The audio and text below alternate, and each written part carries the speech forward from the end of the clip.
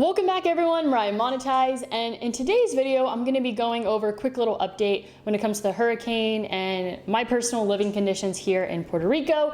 Then I'm going to be going over the Fed interest rate hike and how Bitcoin was affected by that, and then going and digging a little bit deeper into the price of a Bitcoin. So yesterday we got power back in the middle of the day. We had it back for maybe like 4 hours or so in my neighborhood. I'm in the San Juan area, and then it went out again, and at that point we had basically no water and no electricity. For some reason, none of the water in my house was working, but it seemed like a glitch in the system, and I was able to get a trickle out of my shower. So enough to take like a body shower to feel mentally okay, because there is nothing worse than like doing a hardcore workout in the morning, being so sweaty and then not having a shower. And then this time of year, Puerto Rico is scorching hot.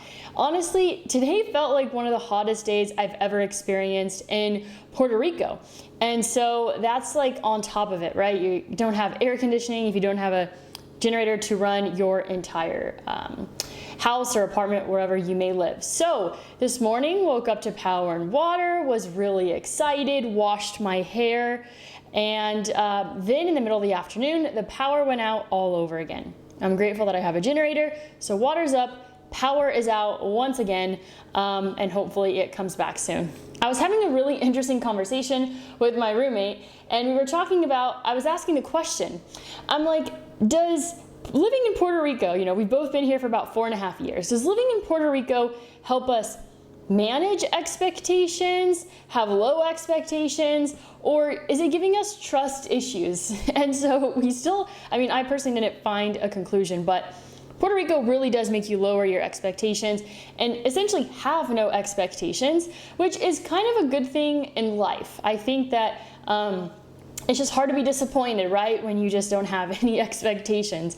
And one thing that I wanted to point out, which is really interesting. So, you know, people make a big deal about people coming for the tax incentives in Puerto Rico. I really should make a video kind of going into why the tax incentives are actually going to save Puerto Rico. It would be a huge project though. Not sure if I'm going to get around to it.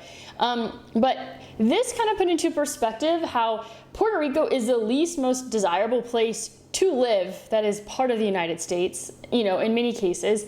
I mean, you could probably put potentially the US Virgin Islands in there. I don't know, I've never lived there before, but from the perspective of your day-to-day basic living, water and power. So here's Peter Schiff put it in good perspective. Fiona delivered a direct hit to the Dominican Republic as a Category 2 hurricane, leaving 7% of the population without power. In contrast, Fiona delivered a glancing blow to Puerto Rico at a Cat 1 hurricane, leaving 100% of the population without power. The storm is not the problem. I do also believe that they basically turn off the power purposely before the storm hits, so they don't have to deal with live wires or something along those lines. I don't really know much about how electricity works. So that is just one interesting perspective.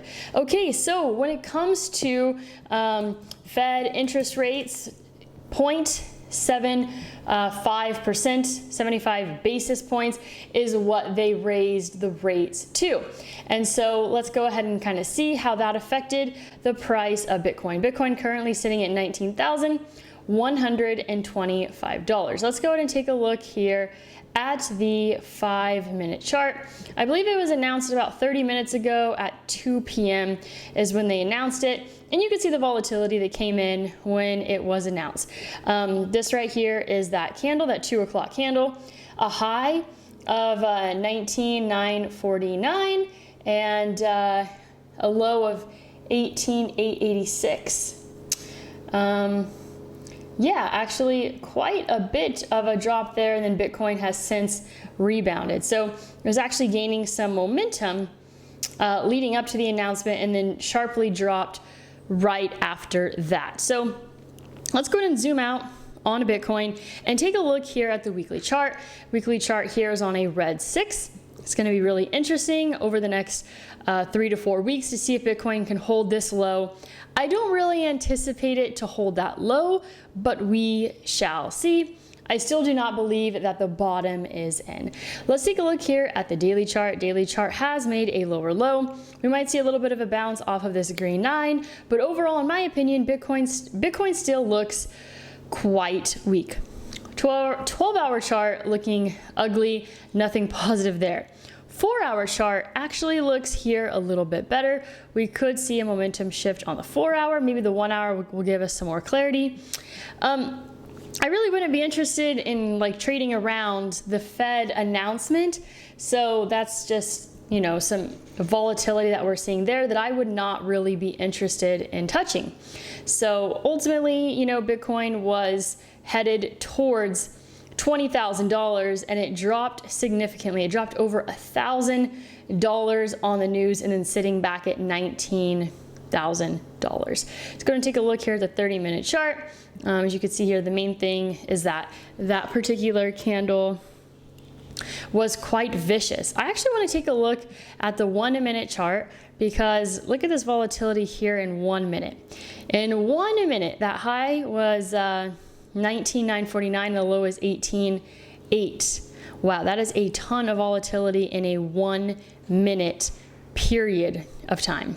Pretty crazy. So that's kind of what we're seeing there. And then I would expect, you know, probably something really similar here on SPY. Let's go ahead and take a look here at the 5-minute chart on SPY. And you could see that also, you know, this candle had a ton of volatility with a low of 38.25 and a high of 38.85. So as soon as that announcement was made, all markets took a pretty big drop. So negatively affected by the news, which is not that surprising. We were kind of anticipating 75 to 100 basis points.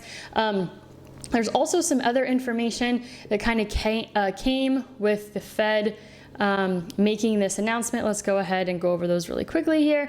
So summary of the Fed decision, they raised rates by the 75 basis points unanimously. Interest rates are now at the highest since 2008. They see inflation at 5.4% at the end of this year, 2.8% for 2023. They expect more rate hikes through 2023. Yeah, so that's kind of what we are currently seeing when it comes to the markets. So I am staying patient. I anticipated a drop today because we knew we were going to see a pretty big increase in interest rates, especially with the inflation numbers that we saw recently come out. So we have Ethereum here sitting at 1337. Wow, a lot of volatility as well here with the high of 1412 and 1303 on that 5-minute candle of when the Fed announcement was made. Litecoin sitting at 53.53. Ethereum Classic sitting at 29.21. DOT sitting at 6.31. Celsius sitting at $1.59. We obviously know there was that whole thing with Celsius and that short squeeze that was trying to take place. It has created a ton of volatility when it comes to the price of the Cell token, as you can see here. It got up over here to just under $5. I did not participate. I think it was illegal to encourage people to participate in the short squeeze, but I stayed far from it because it was something that I didn't really want to get involved in. So that is all that I have for you today, except one more thing that I almost forgot about. If you want to invest and really save on taxes in the long term, especially when you retire, iTrust Capital is a really great way to do that. So I highly recommend checking out their Roth IRA. And you can actually buy Bitcoin, Ethereum, and other crypto assets within a Roth IRA account, which can save you a ton of money when you retire. I mean, think about purchasing Bitcoin, Ethereum. They have a lot of coins available and not paying any taxes on the gains and being able to withdraw tax-free when you're 59 and a half. Like, that is something that you really should consider taking advantage of. So I have a link down below, and if you get started, you get $100 in free Bitcoin. So that is all that I have for you today. As always, go out there and create a portfolio that you love.